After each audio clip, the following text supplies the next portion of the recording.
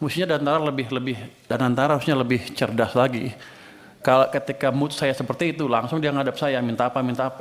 Ini kan enggak, dia ngadap Anda langsung kan, bapak-bapak, ibu-ibu. Padahal sama saya, teman, saya pengawas Danantara, awas besok. Kenapa mereka nggak ke saya? Lah ini kan penting Pak Menteri, ini jadi paten ini kan ini. Ini bagus gitu, ini bagus saya pikir korek seperti ini. Tapi yang saya dia udah tahu saya punya uang banyak, saya baru taruh cuma 200, masih ada 250 lagi di sana. Kenapa dia nggak ke saya? Jadi pada dasarnya begitu masuk akal, kita akan ini cepatnya. Kita akan review proses yang tadi 3 bulan tadi, kelamaan menurut saya juga, yang memastikan bahwa program PSO kami tidak mengganggu cash flow dari perusahaan Pertamina dan PLN dan lain-lain. Tapi nanti saya lihat, kalau nggak untung juga awas. Kalau udah costnya diturunkan, jangan main-main mereka. Tapi yang tadi saya janji akan betulin tadi proses di sini kita akan percepat. Berapa lama Anda bisa betulin? Dulu itu setahun sekali Pak. Ya jangan setahun sekali lah. Dulu itu setahun sekali udah kita 3 bulan. Yang nentuin siapa? Kita perpres. Kita yang nentuin. Sebulan selesai ya? Sebulan selesai Pak. Nanti kalau enggak dia saya pindahin. Ini alhamdulillah ini kalau Menteri Keuangannya bergerak cepat begini nih Pak. Wah, Kita bersyukur ini Pak. Sebenarnya saya lagi mikir gimana ngeluarin uang itu, masih banyak di sana, masih numpuk. 200 triliun positif tanggapannya, tapi banyak yang ribut juga kan. Oh ini itu ya. Saya mesti cari tools yang lain. Jadi kalau tambah lagi. Daripada uang kita numpuk di sana, utangnya bunganya dibayar, impactnya ke ekonomi juga kurang. Saya nunggu sebenarnya penyaluran yang cepat apa. Makanya saya sisirkan tuh kementerian-kementerian.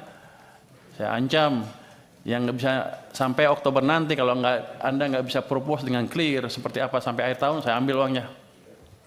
Nah kalau Danantara punya tagihan seperti ya langsung ngadap saya harusnya.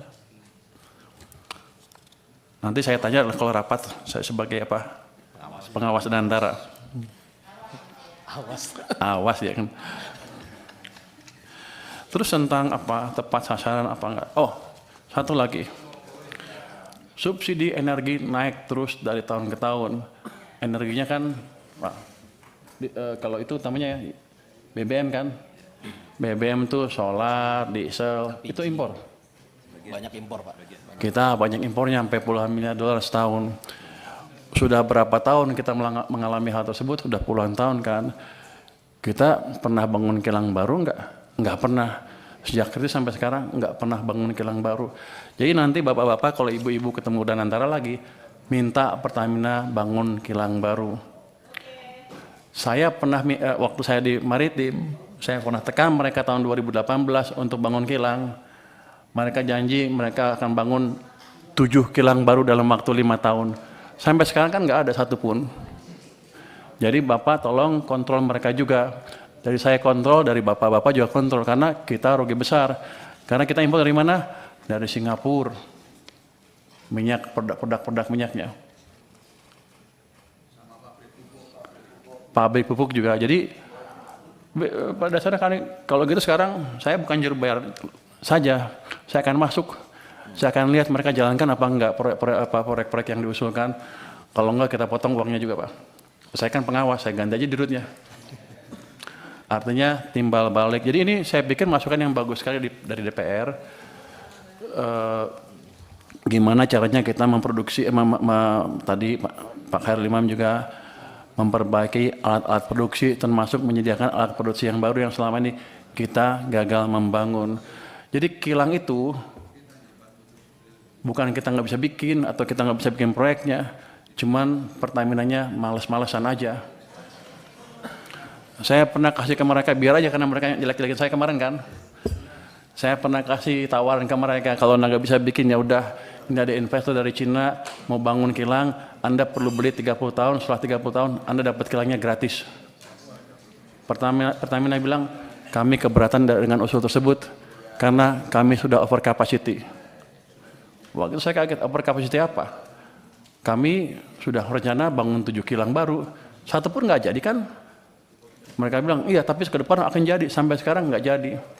Yang ada malah beberapa dibakar kan. Jadi tolong dari parlemen juga mengontrol Pertamina untuk hal tersebut. Jadi kita kerjasama. Tujuan kita sama sebetulnya mengurangi subsidi dan membuat subsidi yang ada pun lebih murah dan tepat sasaran. Jadi untuk subsidi gimana nature-nya? Subsidi sebetulnya kalau bisa nggak subsidi kan. Cuman karena ekonomi kita tumbuhnya nggak cukup bagus, masyarakat yang paling bawah belum bisa bertahan ketika harus menghadapi harga pasar. Dikeluarkan itu subsidi supaya mereka bisa hidup terus dan agak sejahtera lah ke depan. Tapi kunci utamanya adalah menciptakan pertumbuhan ekonomi yang lebih cepat. Jadi kita akan mencoba meningkatkan kesejahteraan semuanya sehingga mereka semua kuat pada satu titik, nggak harus subsidi lagi.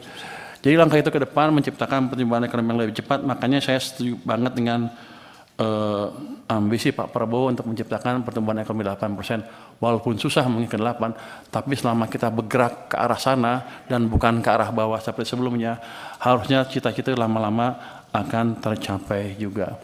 Jadi saya mohon Komisi 11 mendukung saya dalam hal itu, bersama-sama menciptakan tadi pertumbuhan ekonomi yang lebih cepat. Terus untuk data gimana tepat sasarannya, itu kita punya DTSN ya tadi ya. Ini sudah siap, sudah dipakai oleh Menteri Sosial ya, Kemensos, tapi belum dimanfaatkan oleh Menteri ESDM. Kami akan diskusi dengan mereka supaya mereka betul memakai data sen tersebut ke depan. Tapi sama juga, selama ini rupanya kita nggak bisa ngitung, nggak pernah monitor ya. Belum pernah survei dan sebagainya. Saya akan minta BPKP untuk mensurvei gimana pelaksanaan subsidi itu. Dan saya akan minta betul mereka jalankan, jadi kalau ada yang menyeleweng-nyeleweng, hati-hati aja nanti. Jadi selama ini rupanya belum dijalankan. Apa lagi?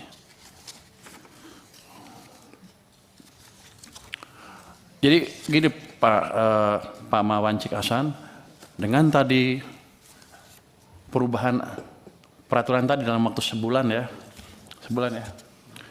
harusnya carry over nggak akan banyak lagi. Mudah-mudahan paling mepet harusnya Januari bisa dibayar. Kalau mepet, kalau ada persiapan kan habisnya kan Desember kan nggak bisa langsung bayar kan, paling Januari harus dibayar. Jadi nggak lama-lama amat itu carry overnya. Saya pikir itu. Bapak mau cerita tentang bansos MBG? Oh, ada tadi, tapi bukan dengan subsidi itu. Ada tadi Pak Mas bahkan sudah jelaskan bahwa ada 1.300 triliun rupiah sudah langsung ke masyarakat. Jadi subsidi seolah berkurang tuh nggak berkurang betul sebetulnya. Ada program-program pemerintah langsung yang langsung menunjang kehidupan masyarakat. Ini tahun 2006 menit kuartal. Subsidi kompensasi energi belum sepenuhnya tepat sasaran. Ini ada bansos 137,5 triliun, ada MBG 335 triliun, ada subsidi kompensasi energi 429,4 triliun. Jadi selain subsidi itu, let's say, yang itu jangan hitung lagi kompensasi.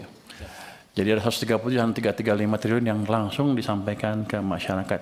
Nanti itu kalau yang atas tadi memang kurang, kita akan bisa tambah sesuai dengan kebutuhan. Jadi kami tidak pernah melupakan beban yang dihadapi oleh masyarakat, utamanya ketika ekonominya sulit seperti kemarin. Mudah-mudahan ke depan semuanya bisa membaik lagi.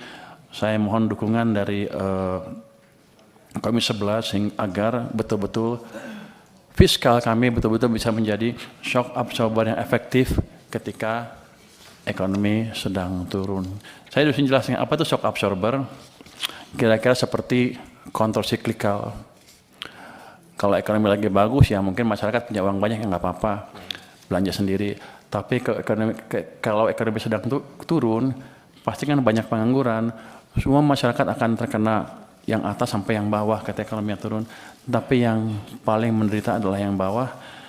Ya kami perkuat subsidi atau dana bantuan untuk orang miskin dan lain-lain, termasuk menjaga tadi supaya misalnya harga BBM di pasar nggak naik terlalu tinggi, supaya ekonominya bisa tahan, dan kalau sudah recover atau global kondisi membaik sehingga harga minyak nggak terlalu tinggi, baru kami sesuaikan lagi area. Jadi shock absorber kami adalah tadi counter cyclical, ketika ekonomi lambat kami kasih stimulus lebih, tapi ketika ekonomi tumbuh terlalu cepat atau cepat kami kurangi stimulusnya. Itu mungkin jawaban singkat dari kami, Pak. Terima kasih. Wassalamualaikum warahmatullahi wabarakatuh. Waalaikumsalam warahmatullahi wabarakatuh. Tadi paper terakhir menarik Pak datanya. Ada 901 triliun subsidi dan bantuan sosial yang dialokasikan di APBN kita untuk masyarakat, Pak. 901 triliun. Dan itu pesan yang sangat kuat, kehadiran negara untuk masyarakat, Pak. Itu juga berdekat bimbingan komisi 11 juga sehingga kita bisa menyalurkan sebesar itu. Kalau dukungan nggak usah diragukan, Pak. Iya. Kita akan selalu memberikan penguatan, dukungan selama itu untuk kepentingan masyarakat, dan selama ini pemerintah selalu hadir untuk rakyatnya, Pak. Terima kasih, Pak. Mohon dukungannya terus, Pak. Kita sudah mendengarkan jawaban dan penjelasan Menteri Keuangan. Kita masuk ke tahapan berikutnya, yaitu rancangan kesimpulan. Rancangan kesimpulan rapat